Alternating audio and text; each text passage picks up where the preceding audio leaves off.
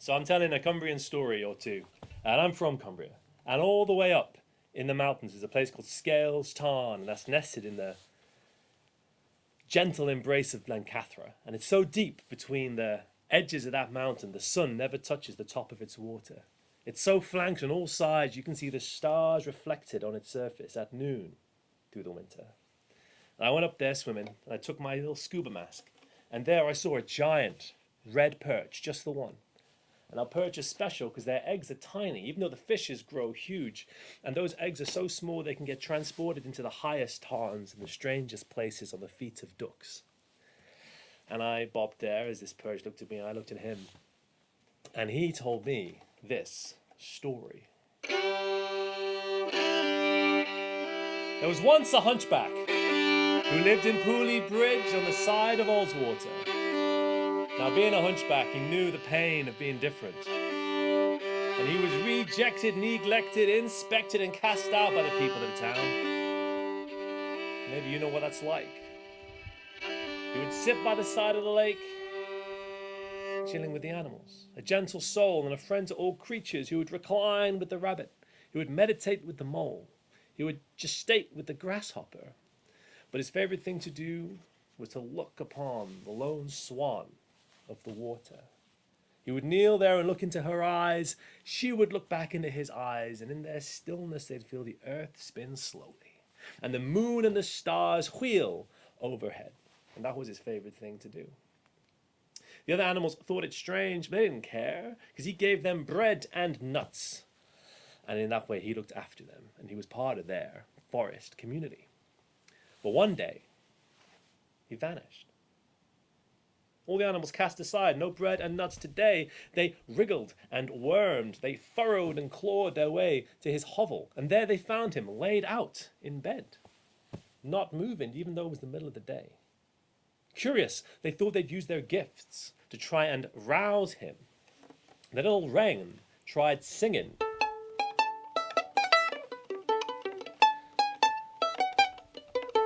And the hunchback moved his lips just a little bit, as though his innermost thoughts were dancing, but he did not rouse from his sleep. The hedgehog used his gifts. He crawled in there so softly and pricked the soles of his feet. He winced, but he did not rouse from his sleep. The wren and the hedgehog turned to Mr. Robin, and Robin looked back. What's his gift? Well, the robin's gift is he picked up a hazelnut. And like how robins tap hazelnuts against rocks to open them up, to eat them, he took that hazelnut inside and he pecked the hunchback on the head with that nut.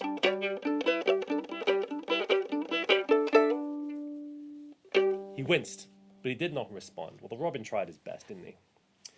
Wondering what to do, they go and they summon a lady swan. The swan says, "The hunchback, I can help. But on one condition, all you animals form a magical circle around his house." Now, it's serious when the animals of the forest make a magic circle. But so they did. All the badgers, all the hedgehogs, all the rabbits, all the hares from the hill, forming a magical circle around the house, and up waddles the swan. So graceful in the water, but so ungainly on the land, she goes into that room. And all the animals watched as she plucked a feather from her breast and tucked it behind his ear, plucked a feather from her tail and pushed it between his teeth, pluck and push, until eventually he is covered in these feathers. She casts wide her wings and wraps them around him. And all the animals look in at this transformative moment of affection. And as she unfurled her wings, who walked out but two swans, transformed by the power of that love.